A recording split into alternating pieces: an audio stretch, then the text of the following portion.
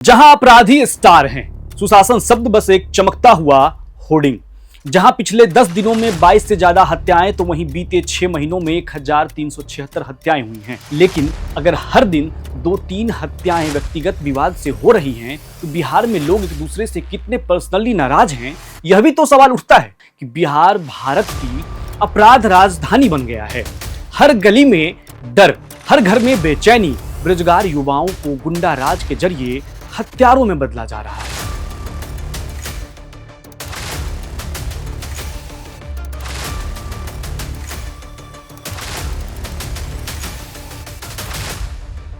जहां अपराधी स्टार हैं, सुशासन शब्द बस एक चमकता हुआ होर्डिंग।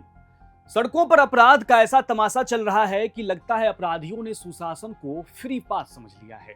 जहां पिछले 10 दिनों में 22 से ज्यादा हत्याएं तो वहीं बीते 6 महीनों में 1376 हत्याएं हुई हैं। यानी हर दिन औसतन 7 से 8 लोग सुशासन की भेंट चढ़ रहे हैं। अपराधी बेखौफ गोलियां चला रहे हैं, लेकिन सरकार का कहना है सब नियंत्रण में है। लेकिन बिहार से जो आंकड़े आ रहे हैं उससे नियंत्रण में तो सिर्फ सरकार की विज्ञापन दिखाई पड़ती है। सड़कों पर तो अपराधी 5G स्पीड में शूट एंड रन कर रहे हैं। सुशासन की सरकार यह दावा करती है कि बिहार में कोई संगठित अपराध नहीं है। डिप्टी सीएम कहते हैं ये सब बस व्यक्तिगत विवाद है। लेकिन अगर हर दिन 2-3 हत्याएं व्यक्तिगत विवाद से हो रही हैं तो बिहार में लोग एक दूसरे से कितने पर्सनली नाराज हैं, यह भी तो सवाल उठता है।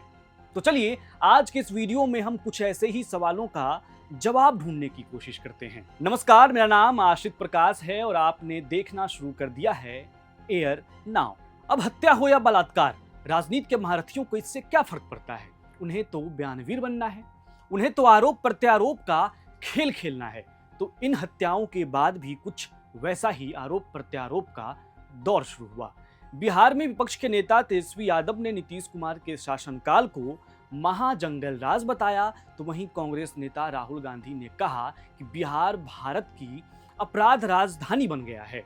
हर गली में डर, हर घर में बेचैनी, बेरोजगार युवाओं को गुंडा राज के जरिए हत्यारों में बदला जा रहा है। इतना ही नहीं, बीजेपी नेतृत्व वाले एनडीए गठबंधन के केंद्रीय मंत्री चिराग पासवान ने इन हत्याओं की कड़ी निंदा की और इसे समझ से परे बताया।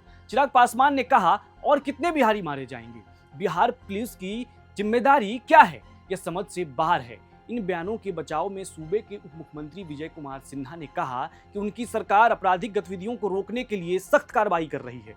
दूसरे उप मुख्यमंत्री सम्राट चौधरी ने कहा कि बिहार में सुशासन है, कोई संगठित अपराध नहीं है। अगर किसी व्यक्तिगत विवाद के कारण हत्या हो रही है तो सरकार इसे रोकने के लिए सक्षम है, लेकिन बिहार में किसी भी संगठित अपराध को होने नहीं दिया जाएगा, यह साफ है। खैर, साफ तो बहुत कुछ है। साफ यह भी है कि राजधानी पटना के पॉश एरिया में बिहार के बड़े व्यापारी को उनके घर के पास गोली मारकर हत्या कर दी जाती है। हैरानी की बात तो यह है कि हत्या स्थल से पटना डीएम का आवास 250 मीटर, पटना एसपी का आवास 200 मीटर, गांधी मैदान थाना 300 मीटर और आईजीएसएसपी का दफ्तर मात्र 1 किलोमीटर है। लेकिन इसके बावजूद इन अफसरों और थाने के लोगों को हत्या के बारे में 2 घंटे तक कोई खबर नहीं थी। क्या सुशासन की सरकार में यह भी संभव है?